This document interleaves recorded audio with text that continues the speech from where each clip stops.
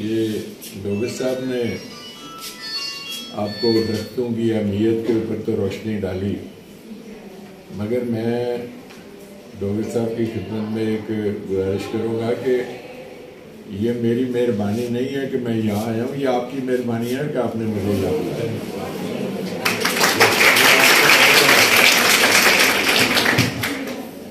وہ کہتے ہیں نا کہ مدت سے آرزو تھی کہ تجھے گل کے روبرو کرتے، میں اور بلبلے بیتاب باہم گفتگو کرتے۔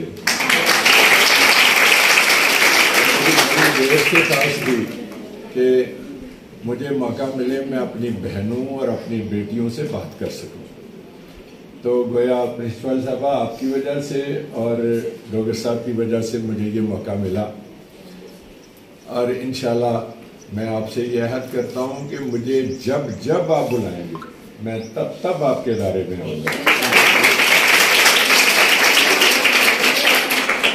ایک درخت تو بڑی بات ہے، اگر میں سمجھتا ہوں کہ اس ادارے میں ایک تنکے کا بھی اضافہ کر سکا تو وہ میری خوش قسمتی ہوگی۔ آپ نے اپنے مجھے بتایا ہیں معاملات جو مسنگ فیسلٹیز ہیں، انشاءاللہ آپ اس بات کا یقین رکھیں کہ جو کچھ بھی آپ نے مجھے بتایا وہ مسئلہ حل ہوگا،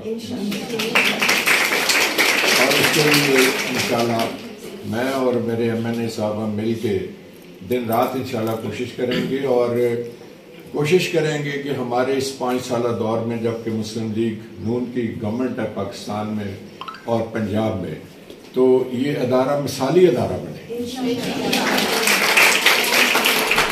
مجھے بڑی خوشی ہوئی ہے سن کے کہ اللہ کے فضل و کرم سے بڑی ایک ہینڈسم جو ہے تعداد بچوں کی وہ یہاں موجود ہے، اور مجھے اپنی بہنوں کو یہ کہنا ہے کہ آج دیکھیں، ویسے تو ماں استاد ہی ہوتی ہے، ماں کی گود میں نبی اور پیغمبر پلے، اور جس کو ماں کی دعائیں ہوئی وہ محمد بن قاسم بھی بنا، وہ خالد بن ولید بھی بنا، اور ماں شروع سے لے کے آخر تک ایک استاد ہے، تعلیم دینے والی ہے، سکھانے والی ہے۔ تو اگر آپ کے اوپر یہ اضافی ذمہ داری ڈلی ہے کہ آپ نے قوم کی بیٹیوں کو بھی تعلیم دینی ہے، تو میری آپ سے گزارش ہے کہ انشاءاللہ یہی آپ کا جو پیشہ ہے، یہی آپ کا جو محنت ہے، کوشش ہے، یہ شاید اللہ پاک کے قریب آپ کی بخشش کا ذریعہ بھی بن جائے گا۔ قوم کی بیٹیوں کو پڑھانا اور قوم کی بیٹیوں کو تعلیم دینا یہ ولیوں اور پیغمبروں کا پیشہ ہے، اور یقین کریں آپ کا جو تدریس کا جو شعبہ ہے، جس شعبے سے آپ منسلک ہیں، وہ اللہ کی طرف سے آپ کے اوپر ایک انعام ہے، اور آپ نہ صرف اپنی بلکہ اپنے ملک کی، اپنے قوم کی اور اپنی بیٹیوں کی خدمت کر رہی ہیں، اور اس کا صلہ یقیناً اللہ پاک آپ کو دے گا۔ آئیے آج ہم سب عہد کریں کہ بیٹیوں کو تعلیم دیں گے مثالی، بیٹیوں کو تعلیم دیں گے حضرت فاطمہ زہرا کا تصور دل میں رکھ کے کہ کیا ان کی شخصیت تھی، کیا پسندی تھی۔ اور میری بیٹیوں، آپ سے بھی میری گزارش ہے کہ مہربانی کر کے یہ موبائل ایک سائڈ پہ رکھ دیں، تعلیم کی طرف توجہ دیں۔ موبائل کچھ نہیں دیتا، اس نے میرے معاشرے کو سوائے تباہی کے کچھ نہیں دیا۔ خدا کی قسم اگر میرے بس میں ہو تو میں شاید اپنی بیٹی کے ہاتھ سے بھی موبائل لے لوں۔ اس لیے میری آپ سے گزارش ہے کہ بیٹا آج وقت ہے، دیکھیں آج میں اگر چاہوں تو میں پڑھ جاؤں، نئے سرے سے میں کچھ بن جاؤں، میں نے جو بننا تھا بن گیا، اب میں نہیں پڑھ سکتا، اب میرا وہ دماغ بھی نہیں رہ گیا جو آپ لوگوں کے پاس ہے، اور میرے اعصاب بھی وہ نہیں ہے جو آپ لوگوں کے پاس ہے۔ یہ بیٹا ایک وقت ہے، چند سال ہے، اس میں اگر آپ کچھ کر جائیں گی تو انشاءاللہ بقایا کی جو زندگی ہے وہ آپ سکھ اور چین سے گزاریں گی۔ اور بیٹا اگر یہ 2 4 6 سال ضائع کر دیے تو پھر سب نے ساری عمر کچھ نہیں کر پائیں گی۔ مجھے بڑا اچھا لگا آپ کے پاس آ کے، مجھے بڑی خوشی ہے آپ سے بات کر کے، اور آپ میری بہنیں ہو، میری بیٹیاں ہو، آپ کی بہتری کے لیے غفار صاحب جب بھی آپ مجھے بلائیں گے میں انشاءاللہ حاضر ہوں۔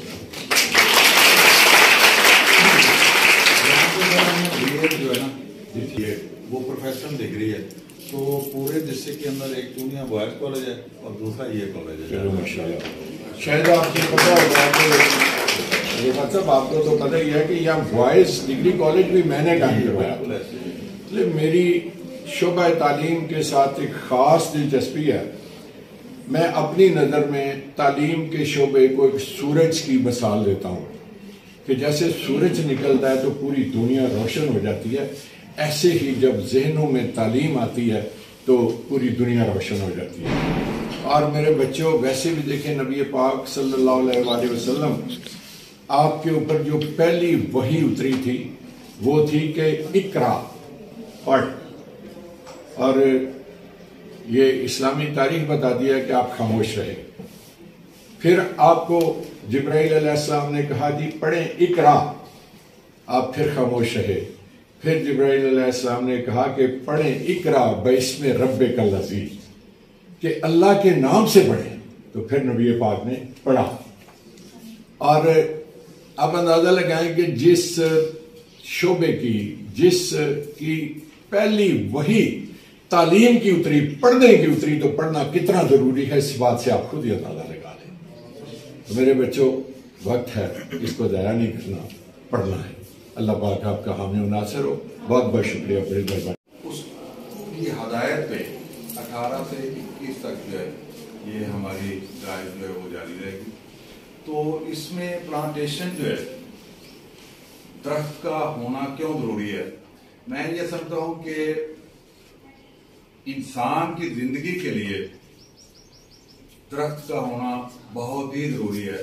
اس لیے کہ جتنی بھی آکسیجن آپ کو ملتی ہے وہ درختوں سے ملتی ہے، اور یہ کاربن ڈائی آکسائڈ جو ہے اس کو انہیل کرتے ہیں، اور آکسیجن جو ہے وہ ہمارے لیے یہ فضا میں چھوڑتے ہیں. تو جتنی زیادہ آکسیجن ہوگی اتنی زیادہ ہماری صحت اچھی ہوگی. تو اگر آپ دیکھیں تو اوور آل دنیا کا ٹیمپریچر جو ہے وہ انکریز کر رہا ہے، اور اس ٹیمپریچر کو نیچے لانے کے لیے ہمیں درختوں کو پالنا ہوگا، نہ صرف کالجز کے اندر یا سرکاری بلڈنگز کے اندر، اپنے گھروں کے اندر. کیونکہ یہ آج ایک میسج ہے آپ کے لیے کہ آپ اپنے گھروں میں جا کے اپنے پیرنٹس کو، اپنے بھائیوں کو اس بات پہ قائل کریں کہ درخت جو ہے وہ ہم نے لگانے بھی ہیں اور وہ پالنے بھی ہیں. صرف لگانے نہیں ہیں، پالنا اس سے زیادہ ضروری ہے. تو یہ دنیا کا جب ٹیمپریچر جو ہے وہ بڑھتا ہے تو اس میں 2-3 فیکٹرز ہیں مین. ایک پاپولیشن ہے، ٹرانسپورٹیشن ہے، اور باقی جو ہے وہ چیزیں ہیں. یہ فیکٹریز وغیرہ جو ہیں وہ بھی ہیں. تو اس طرح یہ مختلف ریزنز ہیں. تو ان کو کنٹرول بھی ہم نہیں کرنا ہے، ان کو مینج بھی ہم نہیں کرنا ہے کہ جب جتنے زیادہ درخت ہم لگائیں گے اتنی ہی زیادہ آکسیجن جو ہے وہ ہمیں مہیا ہوگی، اور ہماری صحت کے لیے، تندرستی کے لیے جو ہے وہ اتنی ہی ضروری ہوتی جاتی ہے. تو انہی الفاظ کے ساتھ میں آپ سب کا شکر گزار ہوں کہ آپ نے بھرپور اس میں حصہ لیا. چودھری صاحب کا خاص طور پہ مشکور ہوں کہ انہوں نے ہمارے لیے وقت نکالا. Thank you very much.